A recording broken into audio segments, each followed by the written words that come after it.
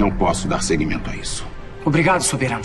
O Rico e Lázaro, resumo do capítulo de quinta-feira, 29 de maio. Agora eu sei quem você é. Não esqueça de curtir o vídeo e se inscreva para não perder os próximos resumos da novela.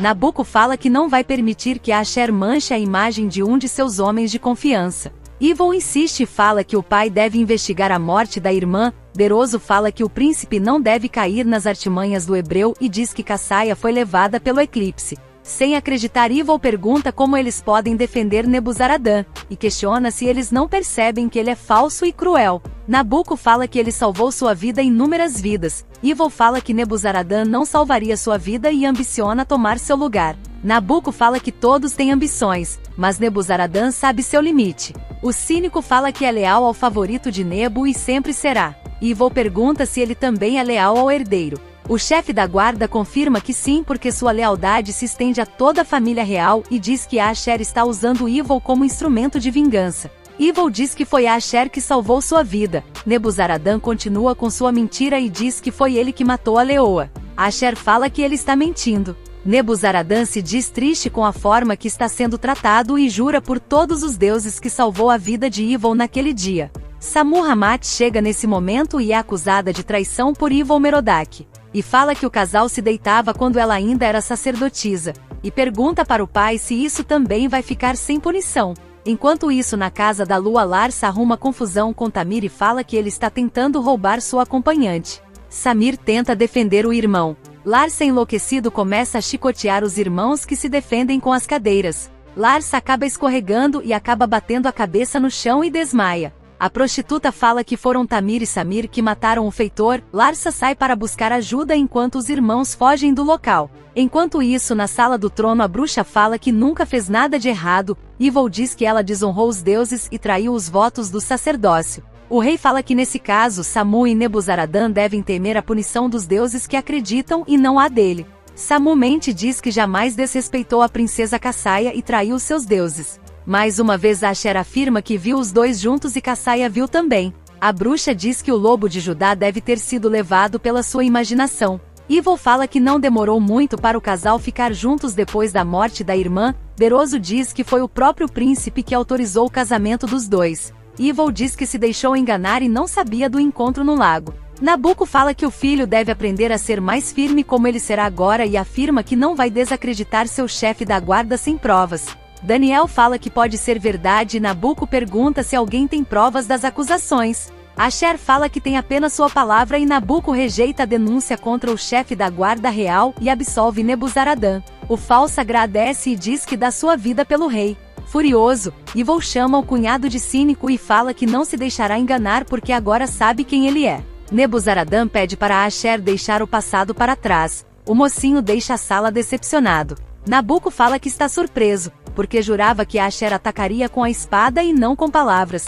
Nebuzaradã agradece a confiança do rei. Tamir e Samir chegam em casa assustados e pensam que mataram Larsa e podem ser condenados. Eles encontram suas esposas e tentam explicar o motivo da ida à casa da lua. Nebuzaradã e Sammu-Rammat comemoram. Nebuzaradã fala que eles não podem deixar Evil se tornar rei senão eles estarão perdidos. Sammu fala que quem se sentará no trono após a morte do soberano será o marido. Fassur descobre que os filhos de Helga seguiram a prostituta. Um bêbado se aproxima de Shag-Shag e tenta roubar suas esmolas. Arioque se aproxima e salva a adivinha. Ela tenta se esconder, porém o general a reconhece. E surpreso pergunta por que ela está nesse estado. Ela responde que foi punida pela deusa. E diz que não está tão mal. Ele fala que vai levar ela para comer algo. Shag-Shag diz que ainda é adivinha e não precisa de esmolas. Arioque diz que nesse caso ela pode ler a sorte dele na casa da lua. Shag-Shag diz que não quer que Urzabun saiba que ela retornou.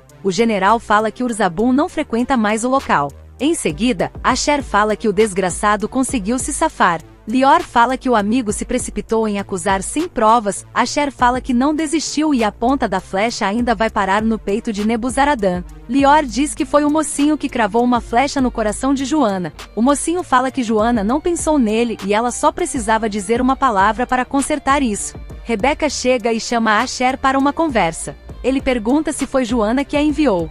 Rebeca fala que foi por conta própria e diz que sabe que algo está acontecendo e precisa descobrir o que é. Asher fala que não está num bom momento para conversar. Rebeca fala que não pode ficar de braços cruzados vendo os dois agindo como duas crianças birrentas, e diz ter certeza que Joana o ama. Enquanto isso, Joana diz a Dana que ama e sempre amou a Asher, e se mostra magoada porque ele não teve a capacidade de procurar ela.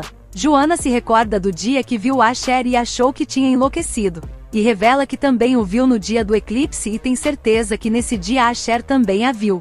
E fala que Asher é um bode velho e se não fosse pela falta de fé dele eles já estariam casados e com filhos. E diz que agora é tarde, e revela que Zack marcou o casamento para o dia seguinte. Asher fala para Rebeca que nunca deixou de amar Joana e sofreu muito longe dela durante todos esses anos. Rebeca fala que não entende porque ele não procurou por ela. Asher diz que duas coisas o fizeram seguir em frente. Uma foi seu amor por Joana e a outra seu desejo de vingança. E diz que Zack foi esperto e o manipulou e desistiu de Joana para o bem dela. Rebeca fala que ele tinha o que ela mais queria, amor. Dana pergunta por que tanta pressa em se casar. Joana pede para ela ir perguntar para Zack. E diz que por mais absurdo que possa parecer ela sonhava com o reencontro e quando viu a maneira como ele a rejeitou e a raiva em seus olhos. Dana fala que Joana precisa conversar com calma com Asher e não faz sentido se casar amanhã. Chorando, Joana diz que não sabe o que fazer e não tem mais forças para decidir. Dana pede para a irmã manter a fé. Enquanto isso, Rebeca pede para Asher não desistir de Joana. Asher fala que ele e Zack estavam diante dela, e Joana escolheu ficar com Zack. Rebeca diz que deve ter alguma razão. O mocinho fala que não aguenta mais sofrer e sabe que a intenção de Rebeca é boa, mas para entender melhor ela deve perguntar para Joana. Rebeca pede para Asher não desistir ainda. Furioso, Evil fala que Nebuzaradan e Sammu-Rammat gozam de todos os privilégios do reino, mas não passam de dois assassinos cruéis. Shamiran fala que o marido precisa tentar se acalmar. Evil fala que não há Deus que lhe dê tranquilidade para suportar isso.